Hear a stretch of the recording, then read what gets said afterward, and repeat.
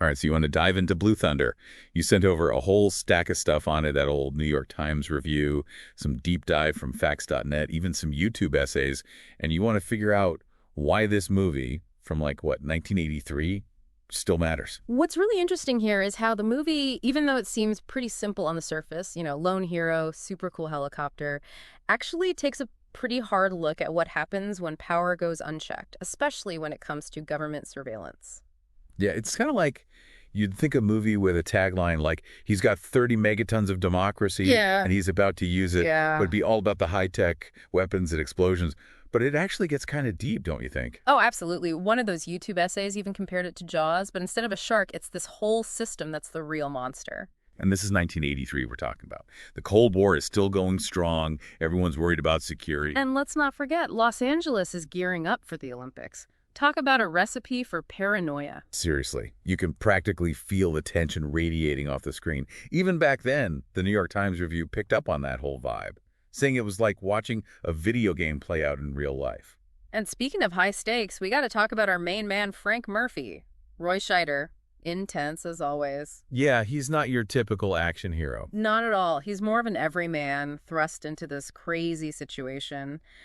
And the thing is, he's not just a muscle-bound tough guy. One of the YouTubers pointed out how Scheider, he usually played characters who were wrestling with some inner demons, like in Jaws or The French Connection. Makes sense. So he brings this kind of vulnerability to the role. Right.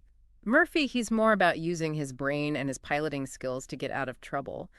But even with all that, he's still up against a system that seems hell-bent on using technology for all the wrong reasons. And speaking of technology, let's talk about Blue Thunder itself. It's got stealth mode, enough firepower to level a city block, surveillance tech that's straight out of a sci-fi movie. It even had a VCR, which, let's be real, back then that was top of the line. It's crazy when you think about how much this film predicted about the world we live in now.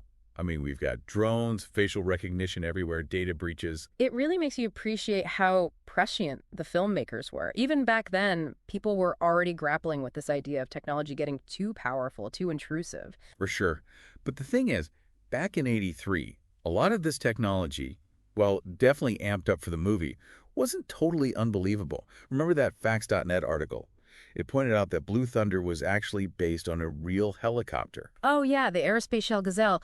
They took a real-life military helicopter and were like, what if we gave this thing a serious upgrade and painted it black? And made it nearly invisible. Exactly. And you know what? It worked. Even those YouTube reviewers, the ones who kind of tore apart other parts of the film, they had to admit that Blue Thunder itself was pretty darn cool. It's one of those things that just sticks with you. But this movie isn't just about cool helicopters and explosions, right? Oh, definitely not. At its core, Blue Thunder is about conspiracy. It's about corruption. It's about the abuse of power. And at the heart of all that, you've got Malcolm McDowell absolutely killing it as the villain, Colonel Cochrane. McDowell, always a joy to watch, especially when he's playing a bad guy. And get this. One YouTuber found out that in real life, he was absolutely terrified of flying. You're kidding. That's hilarious. Dedication to your art, right? Yeah. But it's not just about McDowell's performance, is it? The movie really makes you think about the human cost of all this high-tech action. Yeah, it's not just about cool explosions and fancy flying. Like, remember when Blue Thunder takes out that barbecue stand? Oh, yeah. It's visually pretty impressive, but it also makes you realize that in this kind of fight, innocent people can get caught in the middle. And that whole idea comes to a head during the climax, doesn't it? Yeah. You've got this huge aerial battle, but it's not happening in some empty desert. It's right in the middle of downtown Los Angeles. Right over people's heads. One of the YouTube essays, they even compared it to drone warfare today. It makes you think, how much collateral damage are we willing to accept in the name of security? That's a question we're still asking today, and it's kind of amazing that Blue Thunder was already grappling with it back in the 80s. Totally. But Blue Thunder isn't just about cool technology and big action sequences. It also delves into some pretty heavy stuff, like PTSD, right? Absolutely. Murphy's a Vietnam War veteran, and the film doesn't shy away from the fact that he's still dealing with the trauma of that experience. Yeah, it definitely adds another layer to why he doesn't trust authority, especially when he sees how easily something like Blue Thunder could be used against everyday citizens. It all comes back to that central question. Who watches the watchers? Can we trust the people in charge to use this technology responsibly? Especially now, right? I mean, think about it. We've got drones the size of insects, AI that can practically read your mind.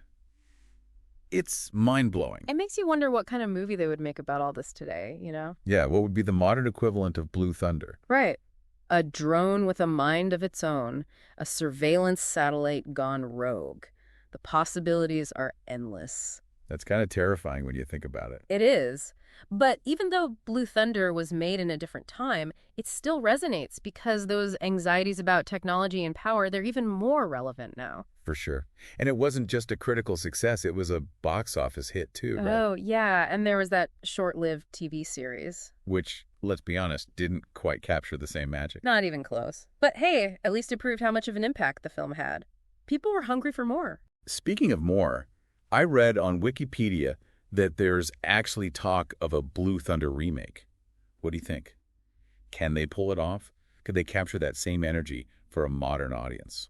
It would definitely be a challenge, but I think it could be even more relevant today than it was back then. Imagine updating those themes of surveillance and militarized policing for the post-9/11 world. Instead of just some corrupt government official, he's going up against, like, an algorithm. That'd be something. Right, and think about it. With the tech we have now, they wouldn't be limited to just a souped-up helicopter. Imagine a movie where the entire city is a weapon. Whoa. Actually, now that you mention it, I think one of those YouTube videos touched on that. They were saying how those aerial shots of LA in the original, it's like the city itself becomes this character. Exactly. So picture this. LA. But it's got facial recognition everywhere you look. Drones are patrolling the skies 24/7, and you can't tell where security ends and surveillance begins. Okay, yeah, I would watch that. It kind of makes you wonder, though, are we already living in a Blue Thunder world? Yeah. I mean, look around. We've got Ring doorbells, those police drones, AI that can practically predict crimes before they happen. It's a question that goes way beyond any one movie or even technology, really. Blue Thunder it really hit on something very human, this anxiety about what happens when power goes unchecked, especially when it's tied to technology that can be used to watch us, control us. It's scary to think about. And that's what makes this movie, even though it came out over 40 years ago now, still feel so relevant. It reminds us that we can't just sit back and let technology call all the shots. We have to be paying attention, asking questions, holding those in power accountable. It's easy to get caught up in the cool gadgets and the action, but at the end of the day, Blue Thunder is a cautionary tale. It's a reminder that the most dangerous weapon isn't always the one with the biggest guns. Sometimes it's the idea that people in power can do whatever they want without consequences. Well said.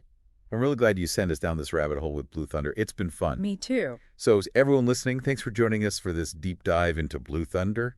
Until next time, remember, keep your eyes on the skies. And maybe invest in a tinfoil hat, just in case. You never know.